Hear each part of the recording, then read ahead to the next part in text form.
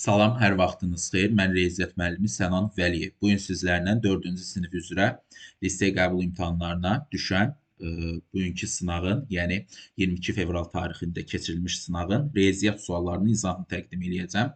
Gəlin vaxt itirmədən başlayaq. Deməli, tənliyi həll edin deyir. Tənliyi həll etmək üçün 9-u bu tərəfə keçirdəndə x bölünsün 7 bərabər olacaq 22-dən çıxacam 9-u. Onda x bölünsün 7 bərabər olacaq 13-ə. X-i tapmaq üçün də 13-ü vuracam 7-yə, eləyəcək 91. Yəni doğru cavab olacaq D variantı. 17-ci sualda deyir Cəlilin yaşı qardaşının yaşı. Deməli bir də Cəlilin yaşı var, bir dənə də qardaşının yaşı var. Deyir qardaşının yaşının, yəni məsələn qardaşı x yaşında olsa, Cəlil onun 3 mislindən 2 vahid çoxdur. Yəni 3x üstəgəl 2-dir. Onda Cəlilin 17 yaşı varsa 3x üstəgəl 2-ni 17-yə bərabər eləyirəm. 3x olur 15, x olur 5. Yəni qardaşının 5 yaşı var. C variantı.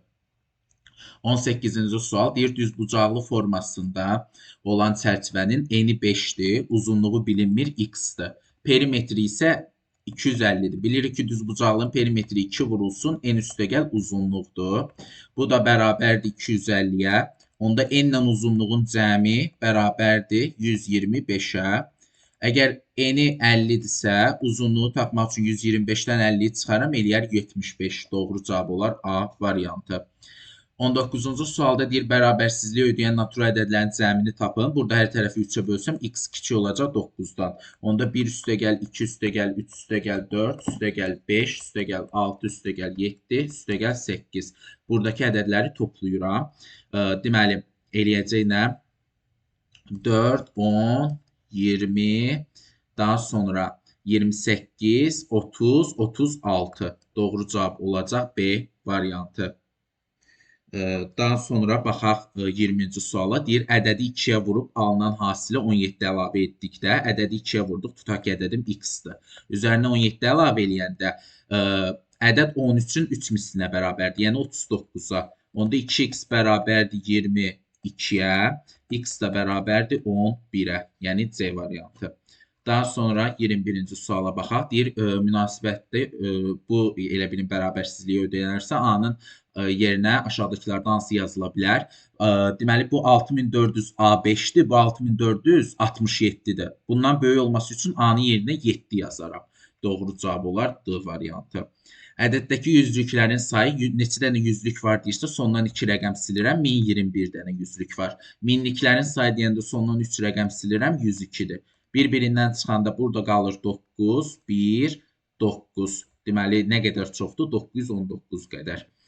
C variantı. Daha sonra 23-cü test tapşırığında A ilə B-nin cəmi 11 olmaqla verilmiş 5 rəqəmli ədədin A ilə B-nin yerinə elə rəqəmlər yazılır ki, mümkün ən kiçik ədəd alınır. Mümkün ən kiçik ədəd alınırsa, deməli A ən kiçik ədədlə başlamalıdır. Mən A-nın yerinə 1 yaza bilmərəm, çünki B 2 rəqəmli ədəd olur.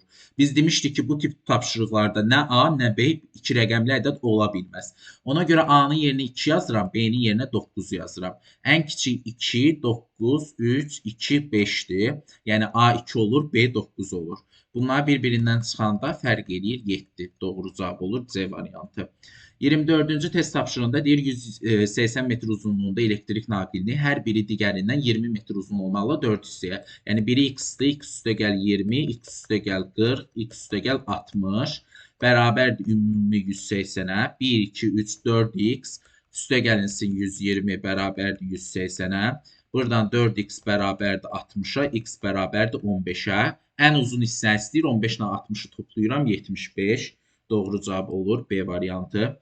Daha sonra 25-də deyir ki, ədədin minliklər sinifindəki ədədi, təkliklər sinifindəki ədədə. Baxın, sinif deyəndə 3-3 ayırıram. Bura minliklər sinifidir 118. Bölürəm 14-ə təkliklər sinifindəki ədədə. 8 dəfə düşür 112, qalır 6. Bizdən qalır istəyir D variantı. Daha sonra buradakı ədədləri hesablayın deyir. 10 mindən çıxanda bu eləyir 9999. Bu da eləyir 1, 1, 1, 1. Daha sonra burada deməli belə deyək 10 mindən 100 çıxıram. 10 mindən 100 çıxanda eləyir 9900. Onu 9-a böləndə eləyir 1100. 1100. Burada isə 10 çıxanda eləyir 9000, deməli 10 çıxanda 9990 eləyir. Bu 1110 eləyir. Burada isə min çıxanda eləyir, deməli, min çıxanda 10 mindən, 10 mindən min çıxanda eləyir, deməli, 9000, onu da 9-a böləndə eləyir 1000. Deməli, doğru cavab olur D variantı, yəni 1000. Bizdən ən kiçiyini istəyir. Daha sonra deyir 33 yüzlük, yəni 33 dənə yüzlük, yanında 2 0, 33 onluq, yanında 1 0. Toplayanda eləyir 36 30, yəni C variantı. Daha sonra 27-ci test tapşırığında deyir ədədi minliklərə qədər yuvarlaqlaşdıranda 2 3 4 5 6 7 minliyə qədər yuvarlaqlaşdıranda təkli onluq, yüzlük, minlik. 4-dən sonra 5 gəldiyi üçün yuvarlaqlaşanda olur 123.005, yanında 3 dənə 0. Bu ədədi 10 minliklərə qədər yuvarlaqlaşdıranda isə 3-ün altına xətt çəkirəm. 3-dən sonra 4 gəldiyi üçün elə 123, yanında 1, 2, 3, 4 dənə 0.